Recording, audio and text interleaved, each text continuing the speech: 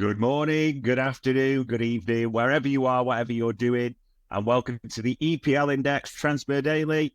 It is Saturday, the 10th of August, and holy shitballs, people. If you were in any doubt that the transfer window was kicked off, being none, because there was deals, talk, all sorts galore going on from yesterday morning.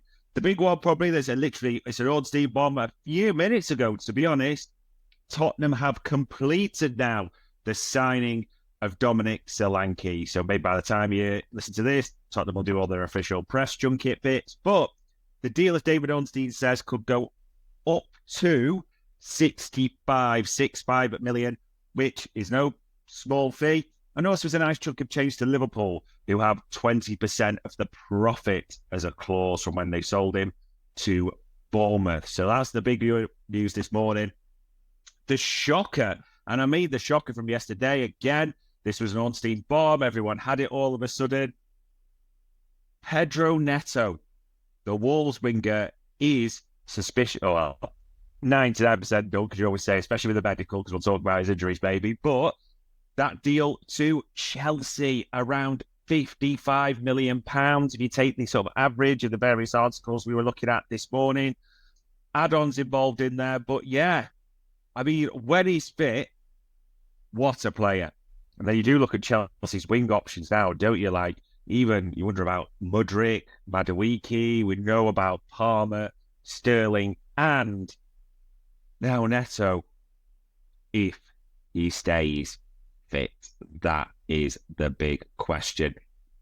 Speaking of wingers as well, Crystal Palace were potentially back on the relationship with Wilfried Zaha. There was talk that he was looking at not one at a Galatasaray, so a loan move potentially back to Crystal Palace. However, that seems dead. Before, late yesterday, we also got another Ornstein bomb.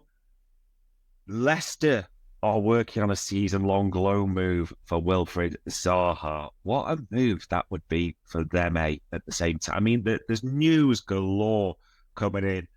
United fans, Sky Sports Germany is still saying that the expectation is De Ligt and Mazraoui will join you there. So that is one to still keep an eye on. Probably the kicker just to notice, and this is separate from the Premier League, but it's good to be aware of. Bayern have apparently pulled out of the deal for Jonathan Tah, the 28-year-old German international centre-back. That looked like it was going to happen, didn't it, from Leverkusen? So Kicker and a few other German outlets, Bild, have got that as well. Does that have a knock-on effect?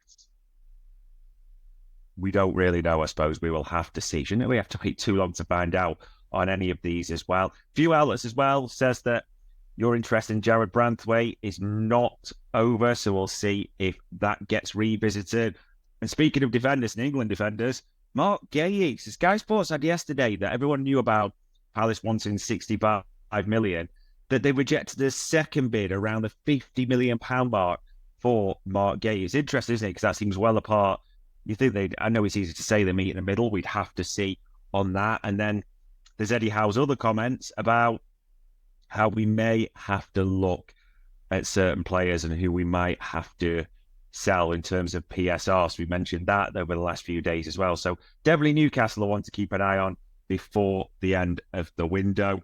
With Alvarez, City fans looking like he's going to Atletico. An interesting one from AS saying that Rodrigo, the Real Madrid winger, the Brazilian international, has told them he is not interested in moving in case they do want to do that.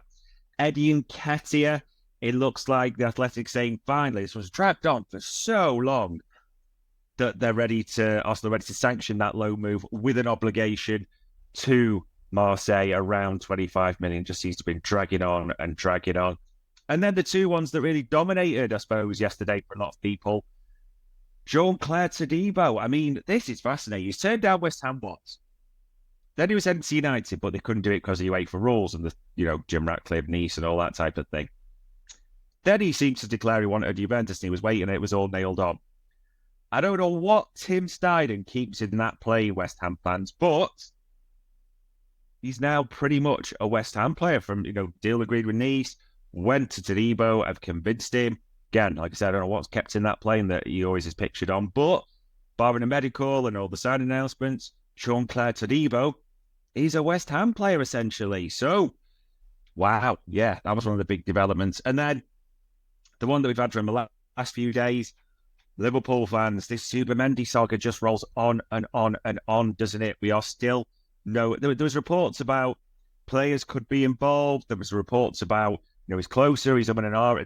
We still don't know if the player has agreed to come. Exactly, that's not been officially reported despite suspicions. And I know when I'm saying suspicions because people will be saying, well, if it's going on this long, he's probably told them and they're trying to convince him as per reports. But we've not had anything official yet.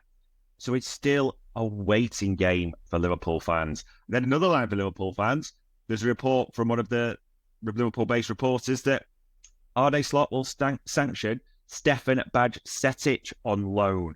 Won't he? That he's offered him that choice because his minutes will be limited, which there's questions there because we've talked about Endo before as well and him having an offer turned down.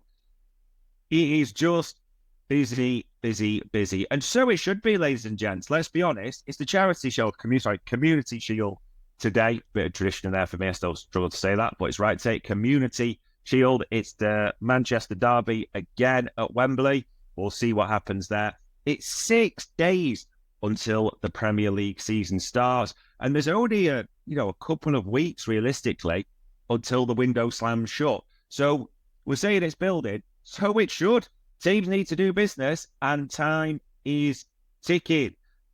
No doubt, like yesterday, we'll be bringing you all sorts of things like on-steam bombs, news updates, etc. It is set to be a busy weekend, you would fancy. But on Saturday, the 10th of August, ladies and gents, that is your EPL Index Transfer Daily.